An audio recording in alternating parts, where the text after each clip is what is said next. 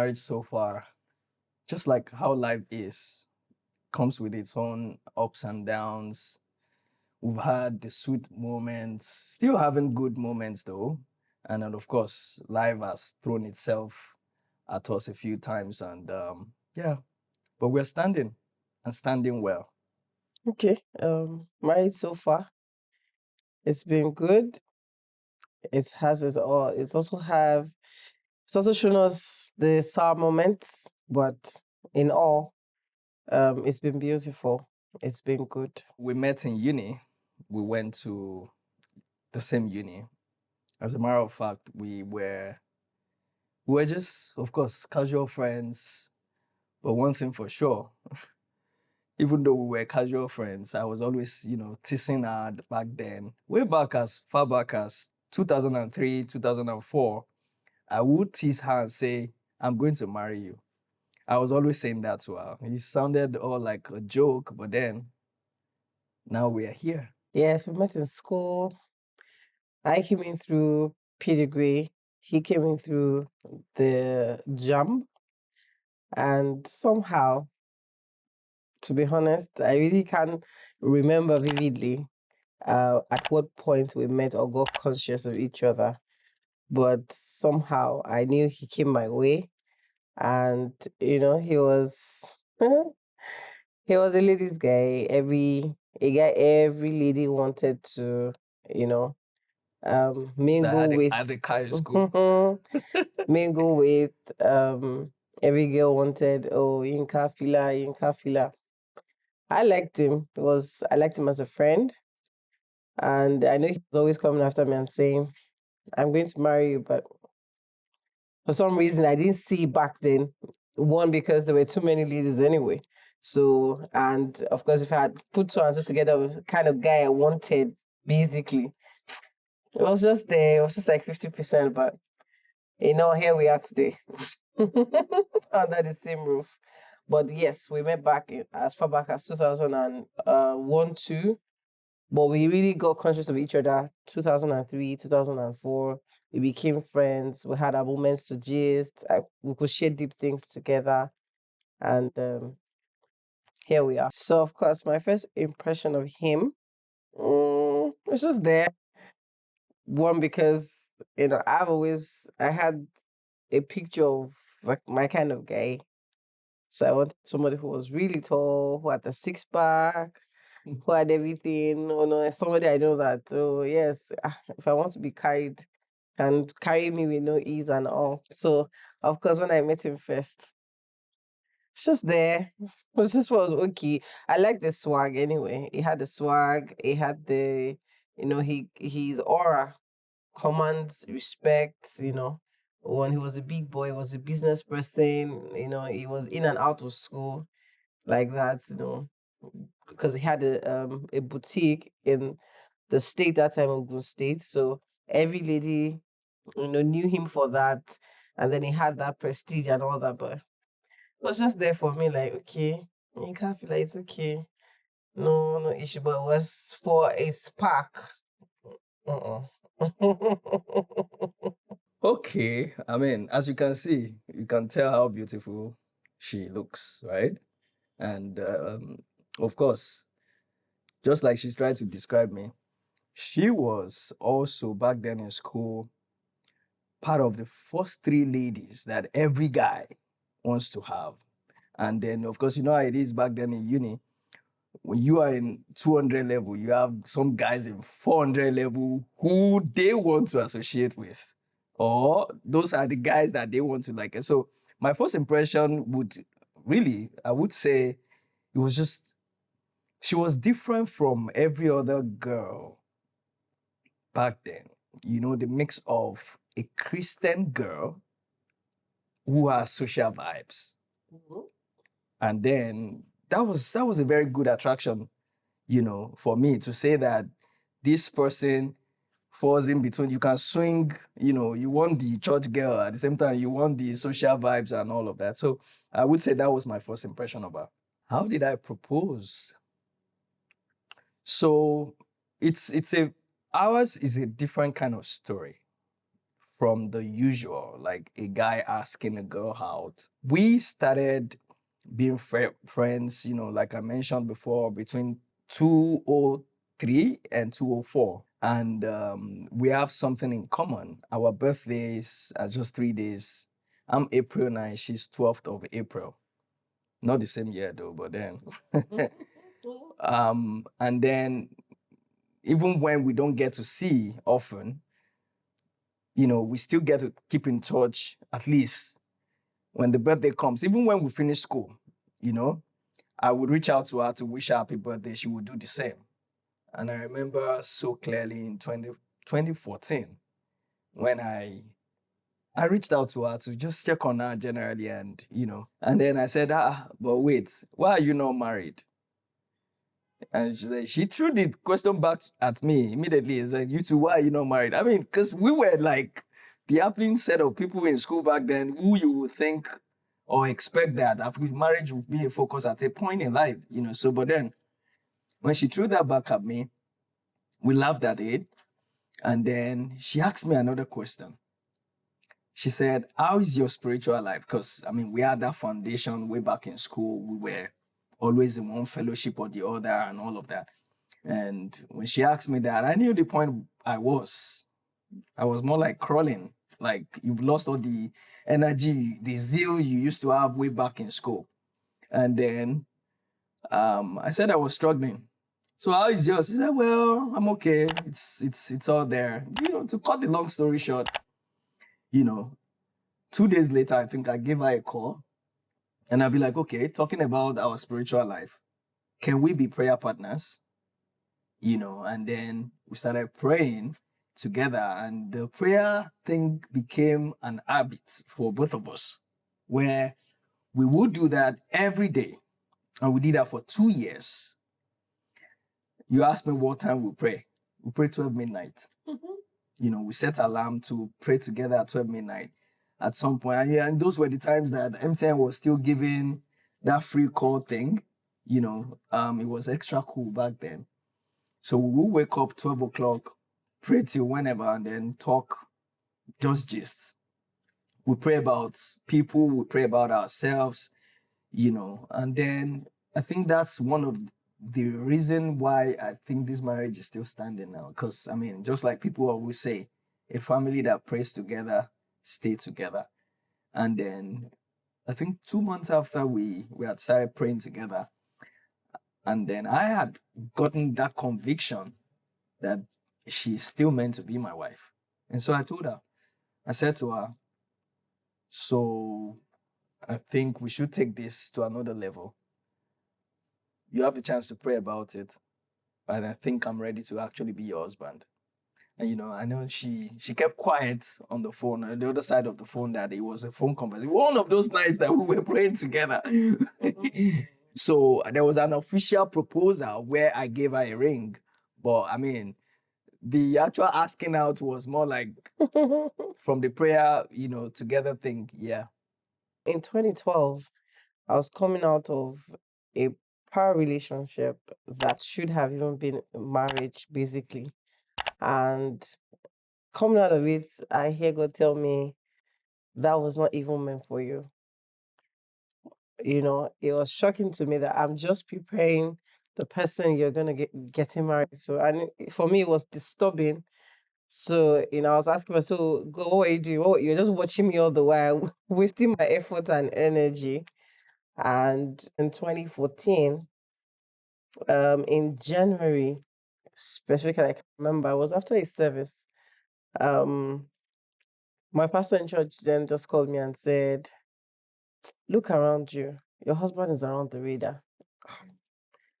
As at that time, a lot kind of guys that were around me were much younger. So I was asking myself, it can't be. So sometimes in April, very unusual, we should have actually said happy birthdays to each other. But somehow I missed his. So when I didn't get his call on my birthday, I said, well, I beg, maybe it wasn't just meant to be. I didn't bother to call. April 22nd, I can remember clearly. He just called me. And, oh, how are you? How are you? We exchanged pleasantries and all. how you doing? Oh, sorry, I missed your birthday. I should have said happy birthday.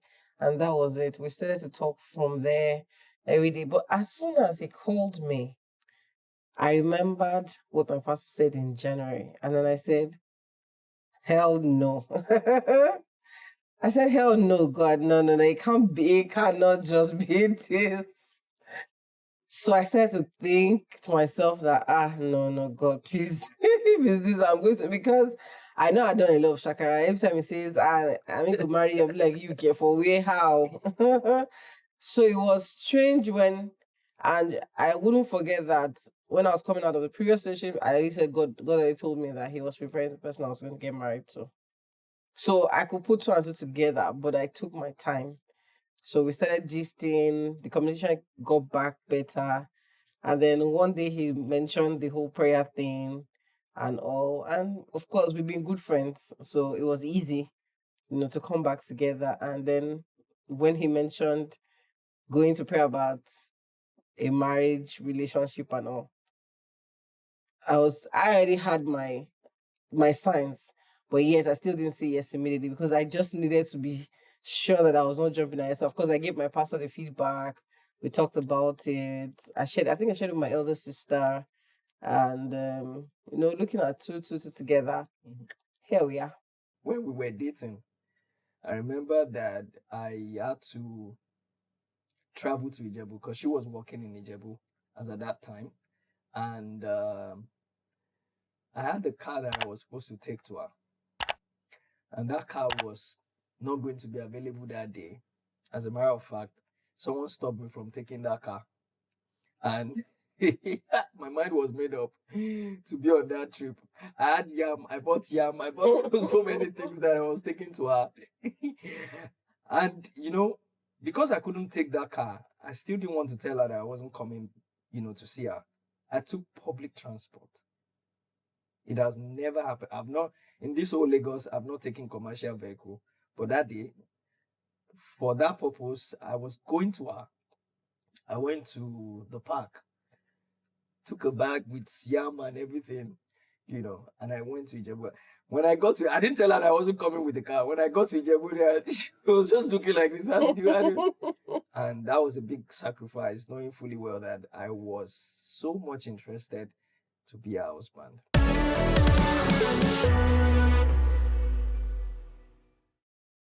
One unique thing I can't forget is having to have left school since 2010 for me. He left earlier. We were able to bring back a lot of our friends. Even when we had our Thanksgiving at his church, where we used to that he used to attend to, he used to be one of the actually pastors then. The pastor had to say, no, I haven't, this is the best thing that's happened to him in years. Having to see people that he had pastored, people that he had raised, come back after a couple of years just because of our wedding. I think it was one major thing that I've not been able to forget. If I look at the pictures, I remember all my friends that we joined uni together. I see them all in their shebi. A beautiful memory. Both of us happen to be very strong personalities and loved by people, way back in school. And so when the wedding was going to come, a whole lot of people had interest. I mean, imagine that my best man had to fly in from the UK. I think he flew from UK, went to South Africa, came in, and he was already among the government circle in between that time, being a blogger. So when some people even found out that he was my best man, he made them to even show up, and my pastor was so excited to say that he had not seen some people since the day they left school, like 10, 12 years after. They came specifically to town for that wedding. So I mean that was a very good was a very good thing. Now she came from a royal family and they had this long list. They had this long list that if I was at that time, I knew that some things were so very, very impossible to meet up with. But being a virtuous woman that she is, I also remember well that there was this list of clothes the Yorubas, they Yeah. will call them Yawele and all of that. You buy lace, you buy Ankara and all of that, you know. And because we didn't have so much money I wasn't even going to buy any of those. And you guess what she did? She went in, brought out one of her boxes, the Ankara, the lace that she had not sewn. She made me to put them all in that box and present it as if I was one who bought so that we can just escape all the trouble Because from, basically for you me, know, all those lists that they say the husband should buy for the wife in a box and then you tie. I ask myself, how many native do I wear? The ones that I even have, I haven't sewn them. So for me, I didn't believe in wasting too much money in that. So when I saw the deal, I said, don't bother yourself. See, I have a lot I've done soon. You will put inside the box. You will and that really decorate it. saved me a whole lot of money. Because those funny enough, the truth about it is those items are still in my house. I haven't worn it in years. So it wasn't going to make sense to me to do that. And of course, thank God for wisdom. Because I also learned that from someone who, a senior person who shared that experience with me, when she was going to get married about such things. Some things are just unnecessary frivolities. If you can do them, it's fine. But for me or for her, it was an advice that there are other things you can spend that money on that will make more sense and make your day look more colorful and beautiful. So I took the advice as I had the opportunity. So that's about our wedding. What's the biggest lesson our marriage has taught you so far? I would say patience, tolerance, and forgiveness. Yeah, we've had our own fair share. We've had challenges. We've had financial challenges. We've had bringing children to the world at some point was, somewhat tough. Well, I wouldn't say, yeah, we had our first child early enough. I remember, in 2017. And right now, our first child is going to be 8, and the second child is going to be 3. There's a 5-year gap. And in between those 5 years, um, as a matter of fact, at some point I told my wife, I said I was not making babies anymore. I was done. Like, because we had some traumatic experiences. And this is just to encourage, young couples or those still waiting that, of course, everything is always made beautiful in God's time. I think one of the saddest things in life is to actually see your loved one in pain and you can't do anything about it. Like, at some point, I felt that I was the one who put her in that situation, got her pregnant, and now she's facing trauma and I can't do anything about it. So I made up my mind, no, I was done. Like, childbirth, but then, of course, as women, we always behave. Once they heal, they want another. Right now, she's still craving for her. I said, no. And then so we had that break. I think it was a year after we tried again, and this one was more traumatic. 6 months. The baby was 6 months. I mean, she was pregnant for 6 months, and we had threatened abortion. At the end of the day, baby came. The doctor told me that baby was gone. It was, in fact, I didn't even know how to go back and tell my wife. And then right at that moment, I knew nobody could say to me that I will still have any form of interest to have to give birth or even move close to her to get her pregnant again. I was done. So I told her the only strength I had in me or the encouragement, which was, from the Holy Spirit, was it just gave me a reminder like there's a girl at home. We have a first child. And then for her, I had to consider where she works. You imagine people having to have seen you, pregnant, and then you are going back to the office without a pregnancy. It was really, really, really sad to think that, we carried a baby for 6 months and then the baby didn't survive. And that was about like the most challenging Was hell. moments, Was you know. it was a moment of hell for me. Yeah, Was hell. it was really, really, really tough. And of course, the financial aspect of it, we we had some investment we did. At some point, we were paying back Hmm. loans every month. Money was coming in and money was going out, like almost 2 million naira every month, you know, because we lost money to something. So it was challenging, but in all, God sustained us. Thank God for the prayer altar we had. That prayer altar we had since 2014 helped us a lot to navigate our way out of a lot of challenges. So it made it look as if things were not happening, but really things were happening. But thank God we're here. When was the last time I watched you? Even if I didn't realize it at that time. When was the last time I hurt you? Today. Today. Today. Okay. Well, I won't actually call it a hurt, but it's just something that I don't really like is when, okay, I've done something and I'm trying to clear the air and make sure the situation becomes light, and it's just so angry. Like, we're running late today, and I still had to go to my daughter's school to attend to a meeting. And so by the time I got home, he was already outside in the car waiting for me. And I still had one or two things to sort. I already told him when I was going that when I come back, I'll come and do these things. And by the time I got back his car, don't you know that I don't like you when you don't meet up at the time. I don't like it. And then he was just so all to himself. And I was trying to, but you understand now. Okay, I'm sorry now. And then he just squeezed his face. He knows I don't really like that. When we are trying to resolve issues, let's make light of it. Don't let's make it so hard, because I'm very emotional, and I don't really like being scolded for too long. So when I see that, it just gets me like, oh God, please, when are we going to be out of this mood? But basically, eventually, it fizzled out, and then of course we moved on, taking some ice cream. I apologize for that.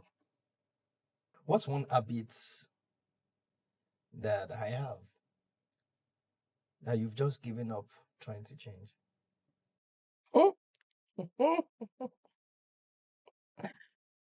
Okay. How he communicates his hurts when he's angry or when he doesn't like something, it can be very strong. It can be, and it could look like, stop being vicious, please. This is vicious. But basically, so it's not like I wouldn't answer it like I've given up, but I'm trying to bring myself to understand that, okay, this is, so when he says it, I don't see it as him attacking me. I just try to see and listen to what he's communicating, and I respond the way I should, not in the same manner though, so it doesn't spark up anything that is out of place. Thank you. Your turn. Okay. Who's the better kisser? Are you asking? Yeah.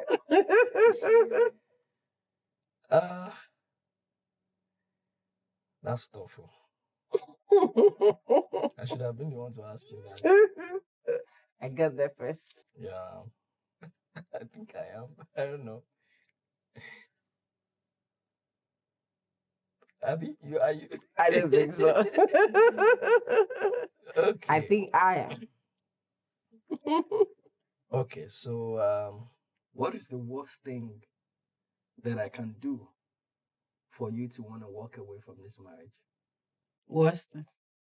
Nothing has ever happened before. So I don't think there's anything you can do. We still have longer years in this marriage. Yes. We are just 9. No, nothing. Nothing. Thank God for people who taught while we're growing, people who taught, people who spoke to us about marriage, and of course, examples that we have seen that have gone ahead of us till today. So, nothing really. Nothing. Do you want to ask the same? Okay. Let me ask. What would that be? Well, the honest truth is, you and I know that we'll get upset. But I assure you today, nothing. Yeah. Okay, thank you. Adinka at the fair. I know this is our ninth year of being together. I'm using this moment to tell you that I love you. I've never stopped loving you. I've never stopped wishing that all your dreams and visions come to reality and you be the man that you've desired to be. And of course, the man God also wants you to be. I'll do everything to support you all through our days together, even when it seems I'm at work. Maybe you think I'm not thinking of you. I haven't checked up on you today. Oh, why is work taking so much of your time? Why are activities taking so much of your time? All those are just things that you know that I like to give my best also in ensuring that people are helped, people are blessed. But it doesn't take the fact that Adinike, Abeke, I love you so much. You are the man for me. You will always be the one for me. Everything we have, we'll share together. And of course, we'll be proud parents and God will be proud of us. I love you deeply. I love you dearly. And cheers to our 9 years. Abeke, I'm here just to let you know that I'm grateful for the gift of you. Thank you. Thank you for being you. Thank you for being tolerant. Thank you for being caring. And thank you for being thoughtful. I want to say thank you today to you for looking after the children. I see everything. Thank you for giving me peace of mind. You've made the journey easy. And so I say thank you to you. And guess what? We're in this together forever. I love you. And I'll be right here, yeah, rooting for you all the time. You're a beautiful woman, a virtuous woman. So much to say, but then you are a good woman.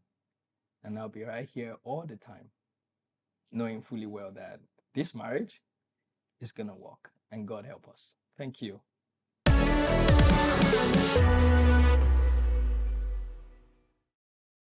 My name is Adeyinka Adefila, and I'm here with my wife. Adenike, Adefila. For us, God has been a pillar of support. He has helped us to this moment. Through it all, with all the things that have happened, the ups and downs, disappointments, He has kept us strong to this moment. And we are proud to say this is 5 years after.